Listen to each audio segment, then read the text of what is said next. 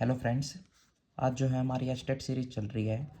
2023 का जो last year exam हुआ था टीजीटी, उसमें जो मैथ्स 60 मार्क्स का मैथ्स आया था उसको डिस्कस करते हैं। तो फर्स्ट क्वेश्चन इसमें क्या आया था, the value of under root 43 minus 12 root 7 minus 2 by root 16 plus 6 root 7। ये क्वेश्चन थोड़ा सा लेंथी था। इसको करने के लिए हमारे पास क्या जो मेथड है वो है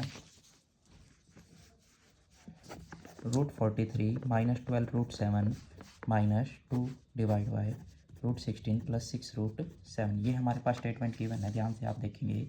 ये जो टाइप है, जब अंदर रूट ऐसे बनता है, इसको हम क्या करते हैं, 2 इंटू समथिंग में तोड़ लेते हैं। जैसे 43 माइनस, इसको मैं 2 इंटू 6 में कर सकता हूँ। ऐसे ही सेम टाइप यहाँ 2 डिवाइड बाई अंडर रूट, यहाँ 2 इंटू 3 और डिवाइड बाई 7। 2 इंटू समथिंग में मैंने तोड़ लिया। अब ये 6 रूट के अंदर जाके 36 बन जाएगा।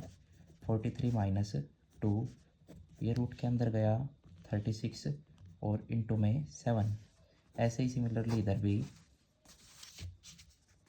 ये जो है 3 रूट के अंदर जाके 9 इंटू 7। ध्यान से देखेंगे। अब यहाँ क्वेश्चन है जो वो माइनस का है, तो जो इसका आंसर है वो 36 रूट और माइनस का, ये माइनस इधर से और रूट 7 ये है।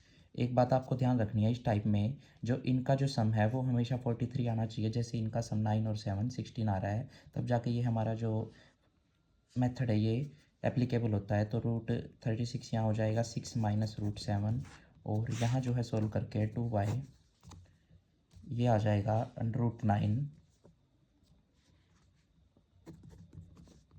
और ये प्लस है तो प्लस रूट 7। तो इसको हम थोड़ा सा सोल्व और करेंगे। 6 माइनस रूट 7 माइनस 2 बाई ये √9 3 का और प्लस रूट 7। यहाँ रूट नीचे आ गया तो यहाँ रैशनलाइजेशन करेंगे हम। 3 माइनस रूट 7 से मल्टीप्लाई, 3 माइनस रूट 7 से डिवाइड। ये प्रोसेस रैशनलाइजेशन का है।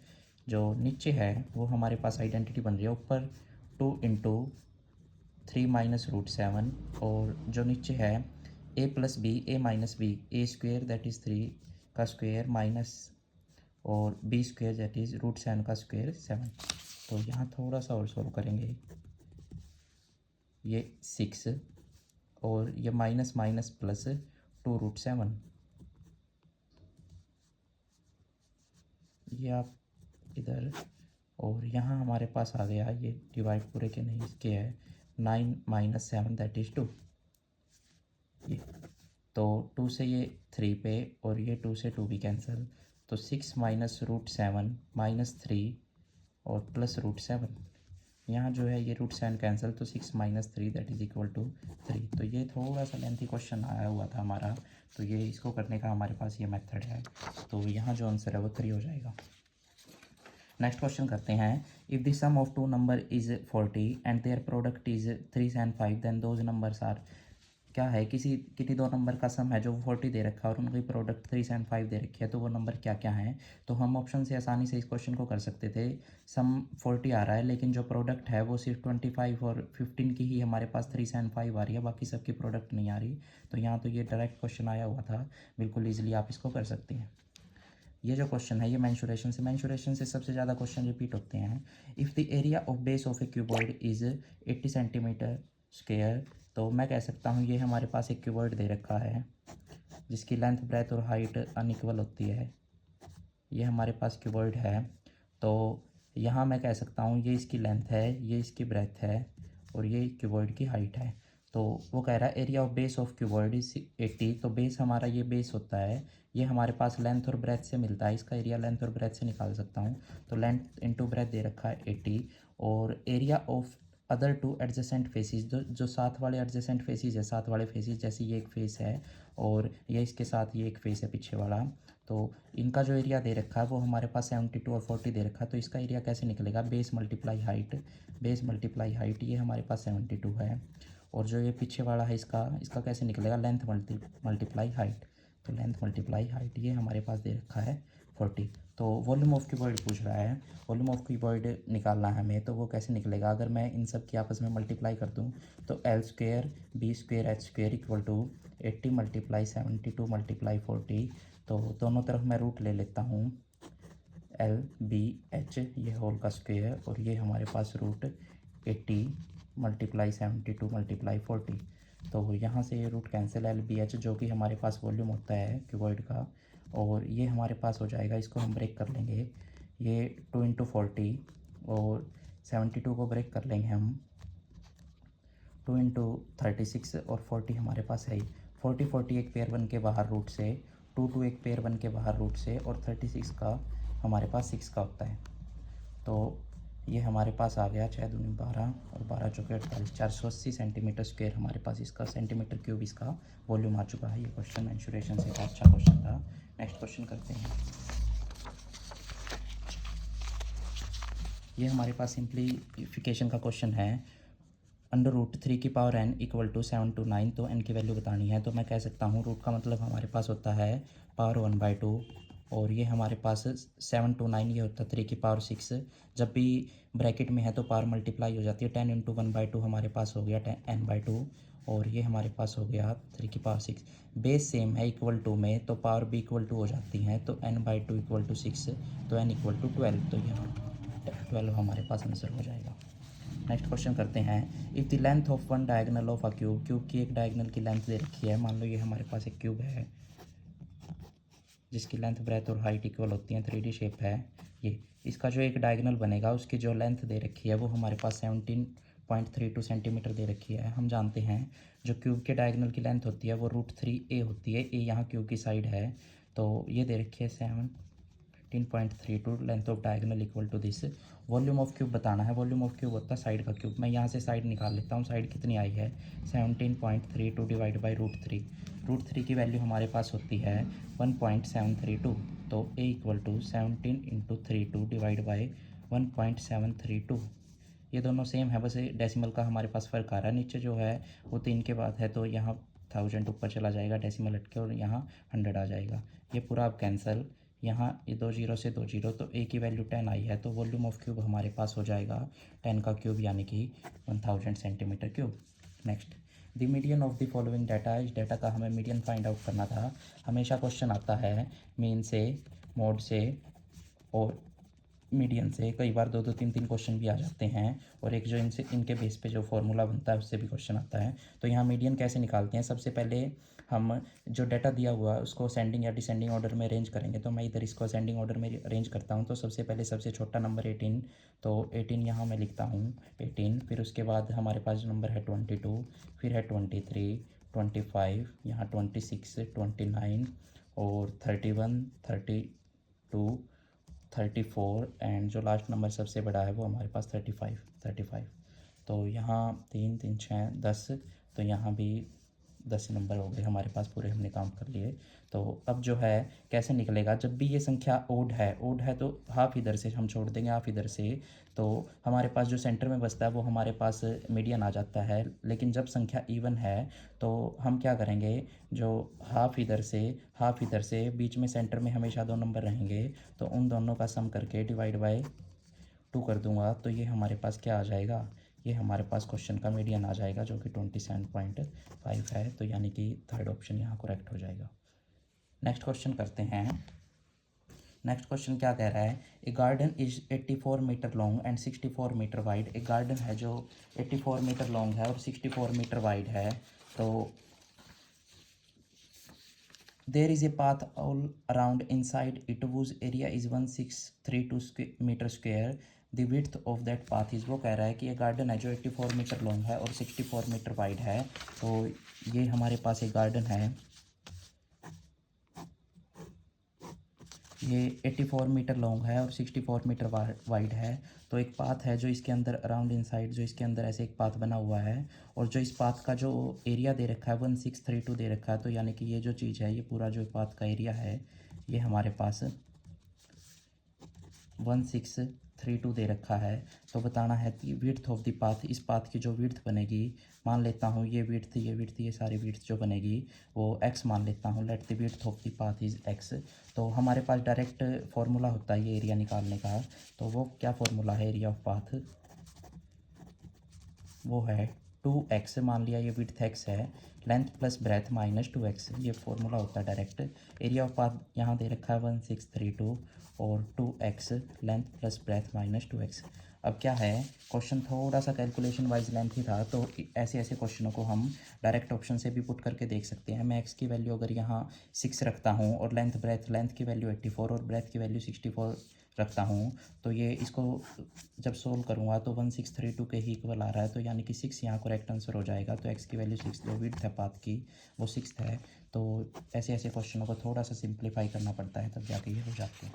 नेक्स्ट क्वेश्चन करते हैं। The height of an equilateral triangle is 18 centimetre and it's area is.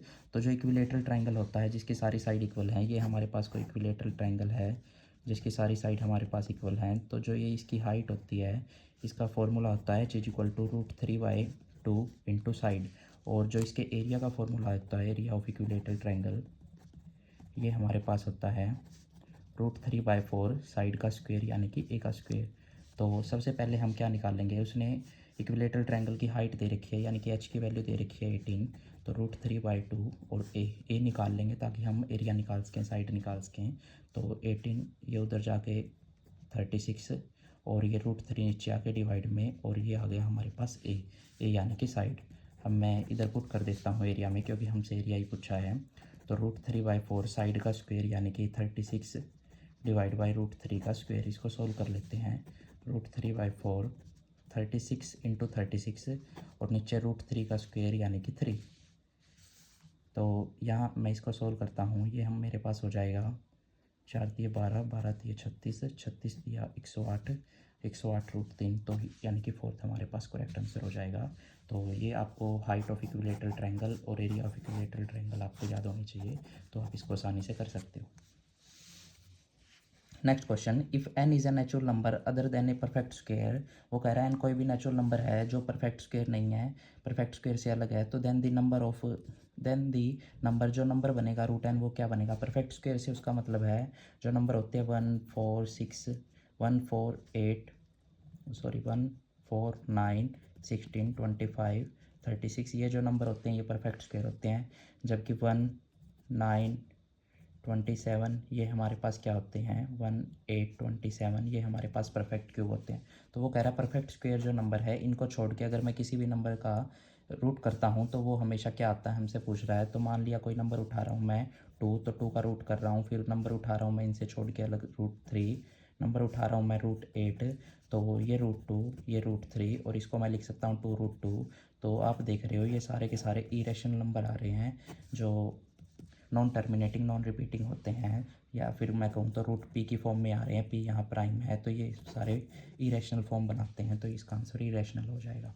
Next question, if alpha and beta are the roots of the equation. Alpha और beta क्या है, इस equation की roots हैं। रूट्स बोल लो या फिर जीरोस बोल लो, फैक्टर बोल लो, सारी बातें एक ही बात हैं। रूट्स जीरोस फैक्टर जो इसको सेटिस्फाई करते हैं ऑफ द इक्वेशन, इस इक्वेशन के क्वाड्रेटिक इक्वेशन दी गई है। Then the value of alpha square beta plus alpha beta square, इसकी वैल्यू बतानी है।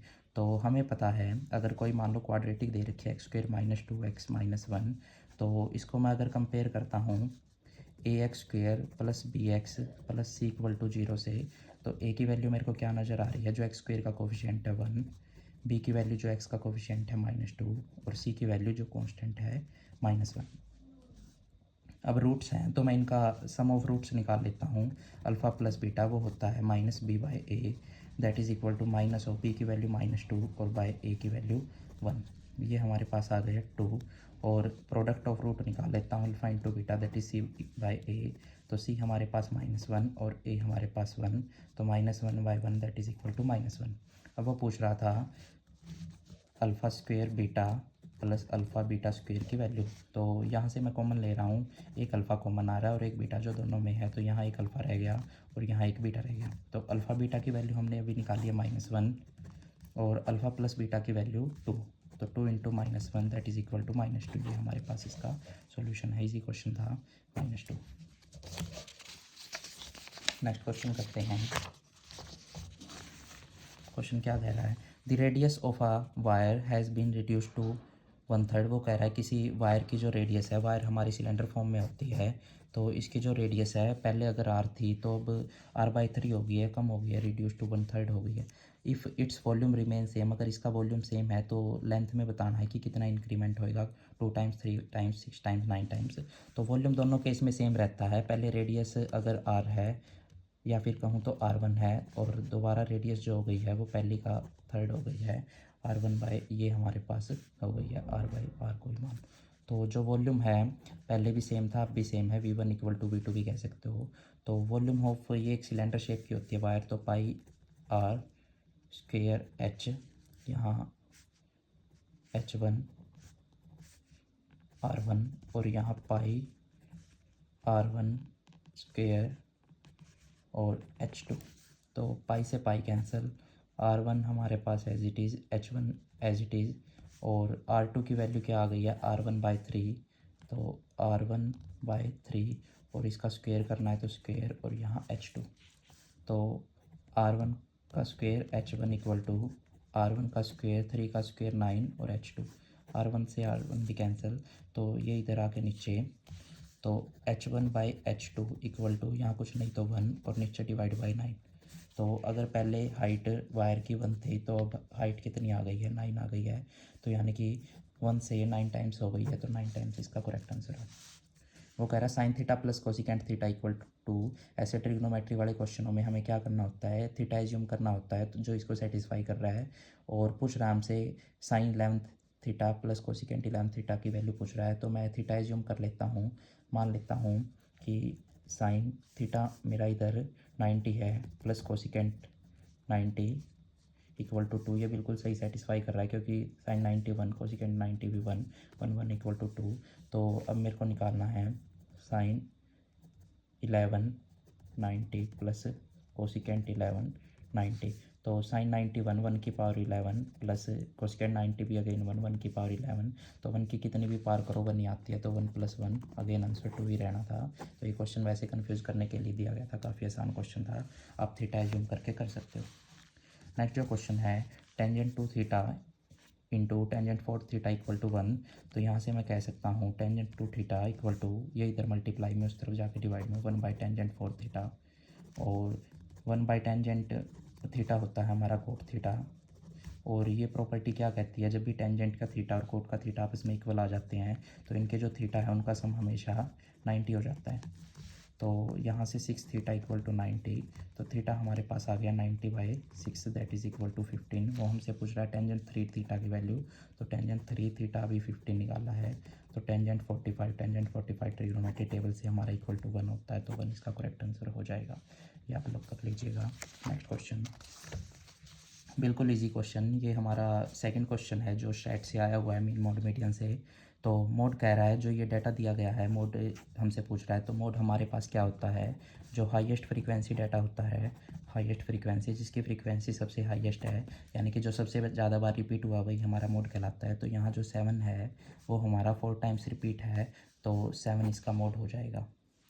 Next question, the decimal representation of the number, इस नंबर की डेसिमल रिप्रेजेंटेशन हमें बतानी है, -16/45। तो सबसे पहली बात, जब इसको सोल्व करेंगे, बिल्कुल इजी क्वेश्चन है, तो आंसर हमेशा माइनस में ही आएगा क्योंकि ये माइनस कभी कैंसिल नहीं होएगा, तो ये माइनस के आंसर सिर्फ ये दो हैं, ये दो हमारे कैंसिल होते हैं। इनमें से भी जब भी डिनोमिनेटर हमारा बड़ा आ जाता है न्यूमिनेटर से, तो आंसर हमेशा 1 से लेस आता है। तो ये रहा हमारा डिनोमिनेटर यहाँ बड़ा है न्यूमिनेटर से, तो आंसर जो है 1 से लेस आएगा, तो ये रहा हमारा 0 पॉइंट समथिंग आंसर आना था, तो यही आना था, और वो भी नेगेटिव में।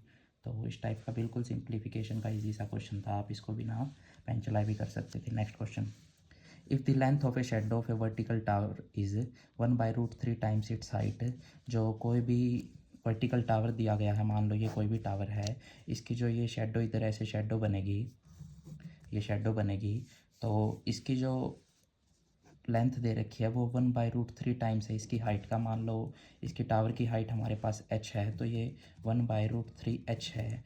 तो बताना है कि angle of elevation to the sun से इसका एंगल ऑफ एलिवेशन बताना है। तो मान लो यहाँ कहीं सी सन है, तो ये इसके साथ ऐसे शेडो के साथ ऐसे एंगल बनाएगा, तो ये हमारे पास ये एंगल ऑफ एलिवेशन बनाना है, यानी कि ये एंगल ऑफ एलिवेशन बनता है ये, और ये दो पैरेलल लाइन है, ये ट्रांसवर्स लाइन, तो ये एंगल इक्वल टू ये, तो ये हमें फाइंड आउट करना है।